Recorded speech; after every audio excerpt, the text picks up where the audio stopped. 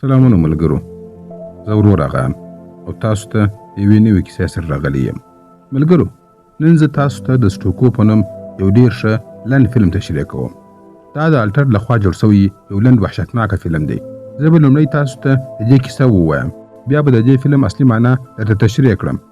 نو ویډیو تر پایه پورې وګورئ. او دوستانو، ما په خپل یوټیوب چینل کې د فروم سریال 3 سیزن ستاسو لپاره تشریح کړي دي. کوم تر اوسه نه دي لیدلي نو هغه هم وګورئ. نو راځئ چې بې له ځنډه ویډیو پیل کړو. د فلم په پیل کې موږ یوه ښځه وینو چې په خپل کور کې ژوند کوي. په فلم کې د دې ښځې نوم نه دی یاد شوی، په معلوماتو کې نوم لیکل شوی دی. نو موږ به دې ښځې ته د جینا نوم ورکړو. جینا دلته له ذهني ستونزو سره لاس او ګریوان ده.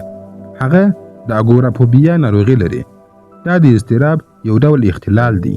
په دې ناروغي اخته کسان په خپل چاپیریال کې ځان خوندي نه احساسوي. داسې کسان له کوره د وتلو، خلاصو ځایونو، بسونو، ریلګاډو او سوداګریزو مرکزونو څخه ډېره ویره لري او په سختو حالاتو کې پر هغوی باندې د ویرې شدید بریدونه راځي.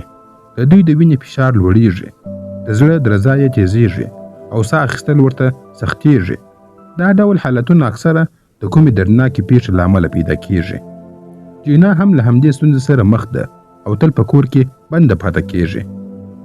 موږ جینا سهار وختي وینو چې لاس یې زخمی شوی دی. هغه په خپل لاس باندې پټۍ لګوي. بیا یې نوی هلک ملګري زنګ وهي. هغه ورته وایي، ستا پخوانی هلک ملګري نن زما دفتر ته راغلی و او هغه زموږ د اړیکې په اړه باندې په هر څه پوهیږي. زه کومه ستونزه نه لرم. خو هغه ډېر غوسه و. جینا د ټلیفون اړیکه نیمګړې پرې کوي ځکه چې اوس ورته د خپل پخوانی هلک ملګري غږ اورېدل کیږي. هغه له جینا څخه بخښنه وغوښتله او غوښتل یې چې ورسره وویني. د جینا پخوانی هلک ملګري ډېر ظالم او کنټرول کوونکی و. هغه به پر جینا باندې واک چلوي او جینا له دې اړیکې څخه هیڅ خوشحاله نه وه. له همدې امله هغې له بل چا سره اړیکه پیدا کړه چې د دې کیسې خبر د هغې پخوانی هلک ملګري ته رسېدلی و. ښایي له دې وروسته د دوی ترمنځ شخړه سوې وي او همدا وجه وه چې جینا خپل کور ته تښتېدلې وه. جینا دا کور تازه نیولی و. اوس په کور کې خوراک ختم شوی و. نو هغې انلاین خواړه راوغوښتله. هغې غوښتل د خپلې کوټې مخې ته یو انځور وځړوي، خو کله چې یې میخ پر دیوال باندې ټک وهي، په دیوال کې یو سوری جوړ شو. جینا فکر وکړ چې ښایي د دې دیوال شاته یو پټه خونه وي چې په دیوال کې پټه شوې ده. هماغه وخت د هغې انلاین خواړه راورسېدله، خو جینا دومره جرأت نه درلودی چې هغه دروازه خلاصه کړي او خواړه دننه راوړي. د هغې اګورافوبیا دومره شدیده وه چې د دروازې خلاصول هم ورته سخت وه، خو بیا هم هغې په سختۍ سره خواړه دننه راوړل. وروسته جینا خپل ملګري ته پیغام استوي او د هغې خونې په اړه باندې د هغې څخه پوښتنه کوي. هغه د کور نقشه هم ترې غواړي ځکه چې همدې ملګري پر دې باندې دا کور خرڅ کړی و. په هر حال په هماغه شپه جینا د دیوال سوري ته په کتو سره ویده کیږي. سبا چې راویښه شول، لږ د ټوخي احساس کوي. هغې به له خپلې ارواپوه ډاکټرې سره د سکایپ له لارې خبرې کولې. ډاکټره یې د هغې له پرمختګ څخه چندانې خوشحاله نه وه. هغه ورته وایي چې ته باید خپله دفتر ته راسې. ډاکټر د جینا ټوخی هم ویني او ورته وایي چې ته درملتون ته ولاړه سه. جینا چمتو کیږي چې د باندې ولاړه سي، خو نسي وتلی. نو بیا انلاین درمل راغواړي. جینا دلته د یوټیوب د ویډیوګانو په لیدو سره تمرینونه پیلوي. په ویډیو کې لارښود ورته وایي چې په خپل ذهن کې یو تخت تصور کړه چې د ځواک او بریا نښه ده. موږ ځواکمن یو. ژوره ساه واخله، پر تخت کښېنه او آرام وکړه. خو د دې ټولو ترمنځ درمل راورسېدل. جینا ولاړه شول او د هغې مراقبه یعنې تمرین ګډوډ شو. هغې هیڅکله هم د ځان د سمولو لپاره تمرین سم نه شوی کولی. دلته جینا د ټوخي شربت داسې څښله لکه یو عادي شربت چې وي. ډېر خلک داسې کوي کله چې نشهیي توکي ورته نه وي رسېدلي. بیا یوه شپه د ویده کېدو پر مهال باندې هغې بیا د دیوال سوري ته پام شو چې له هغه ځای څخه یو ویښته راوتلی و. هغې د پټې خونې په اړه باندې په انټرنیټ کې هم لټون وکړ او بیا همالته ویده شوه. وروسته موږ وینو چې جینا د شپې په منځ کې راویښه کیږي او په کور کې دننه یوه سندره اورېدل کیږي. موږ وینو چې له دیوال څخه یو ډول د ژبې په رقم یو شی راوځي او جینا یې ښکلوي. سبا سهار جینا له یو ویرونکي خوب څخه راویښیږي. دا معنا لري چې هر څه یوازې یو خوب و. یعنې موږ به د ویډیو په پای کې په حقیقت باندې پوه شو. هماغه ورځ د هغې پخوانی هلک ملګري د هغې کور ته راځي او دروازه ټکوي. جینا ډېره غوسه وه نو دروازه نه خلاصوي. هغه پر کړکۍ باندې یو پیغام ورته پرې ایښی و او لیکلي یې وه ته ما له پامه نسې غورځولی. جینا پولیس ته زنګ ووهي شکایت یې وکړي او له خپل پخواني هلک ملګري سره یې اړیکې ختمې کړې. تر دې مخکې دوی پټه اړیکه درلودله خو اوس یې په رسمي توګه سره د هغه سره بریک اپ وکړي یعنې جلا سوه. پولیس افسر هغې ته مشوره ورکوي چې په کور کې کیمرې ولګوه. جینا کیمرې نصبوي او له خپل لپټاپ سره یې نښلوي. اوس د هغې ټوخی لا زیات سوی دی نو ډېر د ټوخي شربت څښي. په دیوال کې سوری هم غټ سوی دی. د شپې د جینا ملګري ورته زنګ وهي او ورته وایي چې په کور کې هیڅ پټه کوټه یا اتاق نسته. خو جینا هغه دیوال په خپلو سترګو سره ویني. هغه د خوب د کوټې دروازه بندوي او ویده کېږي. په بله صحنه کې موږ وینو چې جینا د شپې په نیمایي کې د دیوال مخې ته ولاړه ده. هغه ښکاره ورخطا ده. د دیوال مخې ته یو غاښ پروت دی.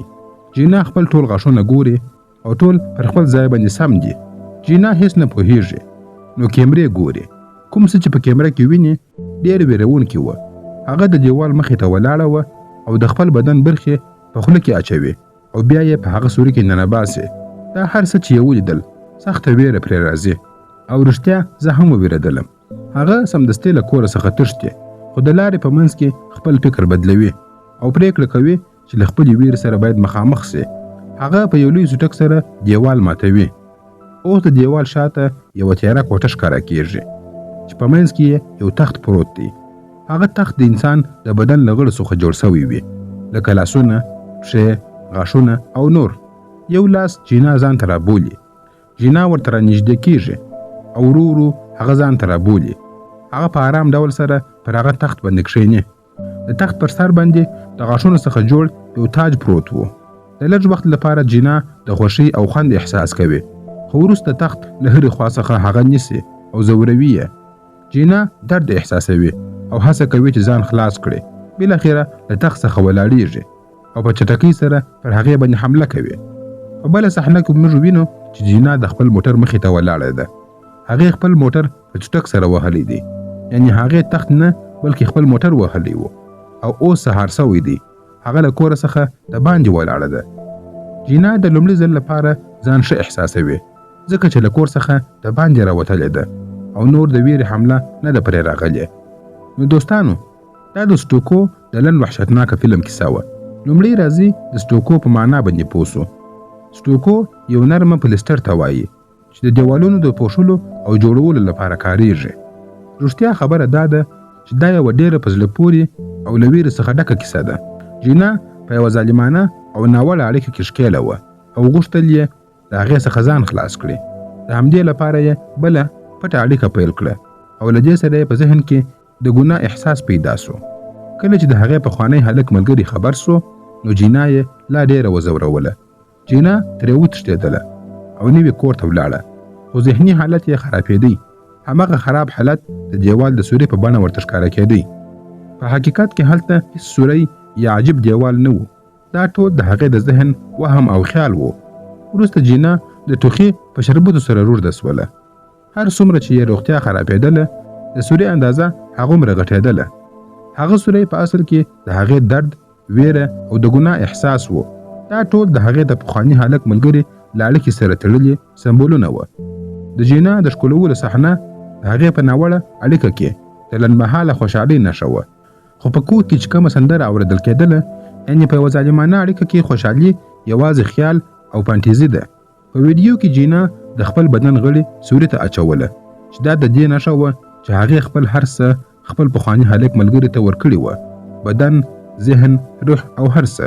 خو بیا هم هغه خوشحاله نه وه. په پای کې هغې دیوال مات کړ او هغې کوټې ته ورننوتله چې هلته هغه تخت هغه ځان ته رابولي. دا تخت د هغې د پخواني هلک ملګري سمبول و چې غوښتل یې بیرته یې خپل ژوند ته راکش کړي. په لومړي سر کې جینا له هغه تخت سره د نږدې کېدو له امله خوشحالي احساسوي خو وروسته بیا هماغه تخت هغې ته عذاب ورکوي.